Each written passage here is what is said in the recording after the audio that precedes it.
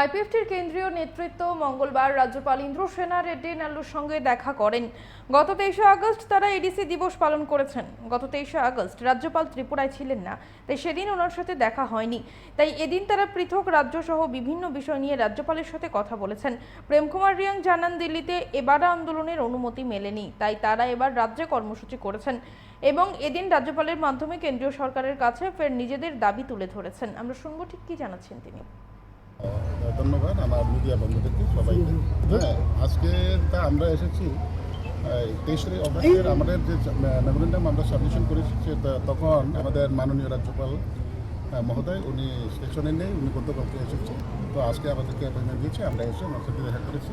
আর আমাদের যে বিষয়গুলো, হ্যাঁ আমাদের যে বিষয়গুলো নিয়ে আমরা আলোচনা করছি, স্পেশালি আমরা 23 তারিখ অগস্ট এডিসি দিবস এবং আমাদের পার্টি আইপিএফটির স্টেট অফ ডিমান্ডে এই বিষয় নিয়ে আমরা যে মেমোরেন্ডাম প্রত্যেক বছর যে আমরা দিয়ে আসছি এবং এবারও আমরা থ্রো গভর্নর আমরা দিয়ে দিচ্ছি। আরও বাইরে আমাদের প্রধানমন্ত্রী, হোম মিনিস্টার এই সমস্ত জায়গাতে হাতে পৌঁছে আমাদের বিষয়গুলো সবাই যাতে থাকে, এর জন্য আমরা আজকে গভর্নরের সাথে দেখা করছি।